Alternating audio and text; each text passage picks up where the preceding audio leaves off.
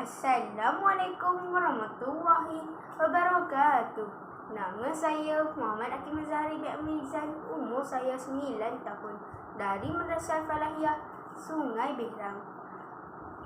Dengan bismillah pembuka bicara, pohon rahmat dari Yang Esa. Terima kasih Tuan Pengacara. Izinkan hamba mula cerita. Tuan Hakim, hadirin yang ada, dengarkanlah cerita hamba.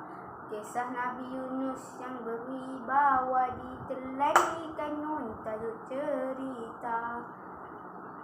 Nabi Yunus ialah anak kepada Mata bin Matan, baginda berketurunan Bani Israel, dan dikenali sebagai nama Matan bin Amtai. Ketika berumur 30 tahun, baginda diutus menjadi rasul untuk menyeru penduduk negeri yang bernama Ninawa menyembah berhala.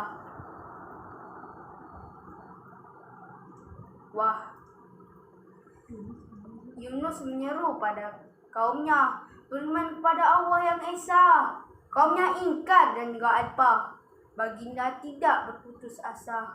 Wahai kaumku, kembalilah kamu kepada Allah yang benar. Sesungguhnya kemewahan itu melalaikan kamu. Namun mereka tetap nolak lalu berkata, ini adalah Tuhan kami dan kami tetap tidak akan berganjak dari meninggalkan agama kami.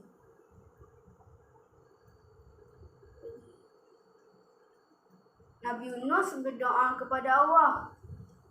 Allah mewahyukan kepada Nabi Yunus supaya berdakwah selama 40 hari lagi. Tetapi dengan kerenah kaumnya, Nabi Yunus hanya berdakwah kepada mereka selama 33 hari sahaja. Pilunya hati tidak terkira, membawa diri dalam derita. Kerana ajaran tidak diterima, tinggallah kaumnya dalam sengsara. Pengejarannya, sesiapa yang berdakwah ke jalan Allah tidak boleh kecewa dan berputus asa. Bila dakwahnya tidak diterima, kita perlu tabah dan sabar walaupun menghadapi pelbagai cemuhan dan dugaan. Contohnya, para ulama kita yang sentiasa berdakwah walaupun ada cemuhan dan halangan. Nabi Yunus berjalan tanpa arah dan tujuan. Akhirnya, berjalan siang dan malam. Akhirnya, baginda sampai di tepi pantai dan menumpang sebuah kapal yang syarat dengan penumpang. Seperti firman Allah dalam surah Asy-Syaffat ayat 140. A'udzu billahi minasyaitonir rajim. Iza abaqo ilal fulkil mashhun. Maksudnya, ketika dia lari ke kapal dengan penuh dengan muatan, setibanya di tengah lautan, kapal tersebut dipukul ombak yang besar dan angin yang kencang, menyebabkan dia hampir karam. Untuk mengelakkan tenggelam, pemilik kapal terpaksa membuang salah seorang dari penumpang untuk menggadaikan pengundian. Termasuk dalam pengundian itu ialah Nabi Yunus. Nabi Yunus tahu itu adalah balasan daripada Allah kepadanya kerana meninggalkan kaumnya tanpa izin dari Allah. Nabi Yunus di tengah lautan, datang sesalan demi sesalan kepada Allah, mohon keampunan, semoga selamat dalam kegelapan. Nabi Yunus berlawan dengan arus ombak.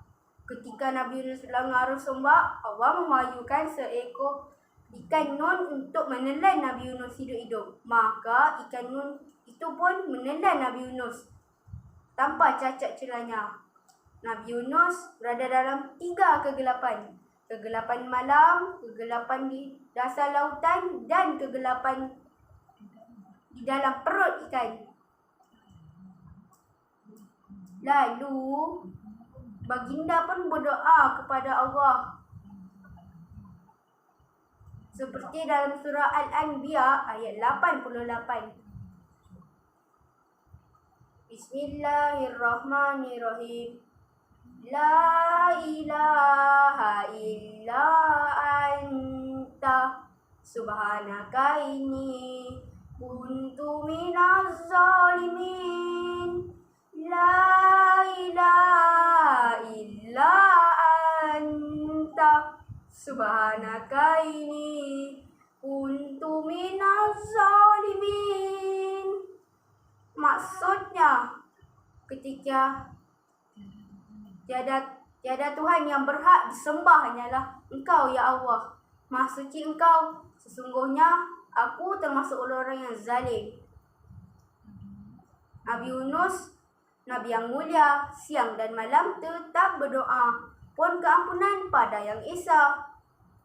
Allah mendengar segala rayuannya. Akhirnya Allah memakbulkan doa Nabi Yunus kepada ikan itu untuk memuntahkan baginda di tepi pantai. Dengan itu, baginda terkeluar dari perut ikan dan terdampar di tepi pantai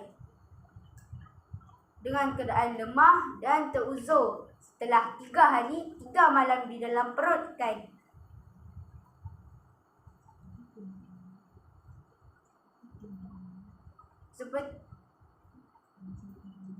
Seperti dalam surah Al-Anbiya ayat 88. Maksudnya,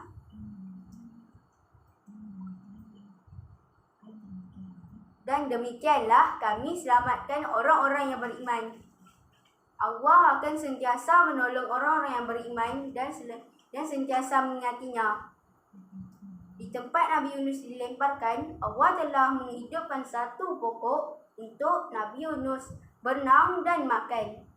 Setelah itu, baginda telah kembali segar dan bertenaga. Allah memerintahkan Nabi Yunus kembali ke penduduk Ninawa yang telah beriman kepada Allah Subhanahu Wa Taala. Bersama mereka, Nabi Yunus berhidup aman, damai dan sejahtera. Sekian dulu cerita aku, kisah Nabi pilihan yang satu di lain lembaran penduduk daku. Mohon undur diri dahulu. Sekian, terima kasih.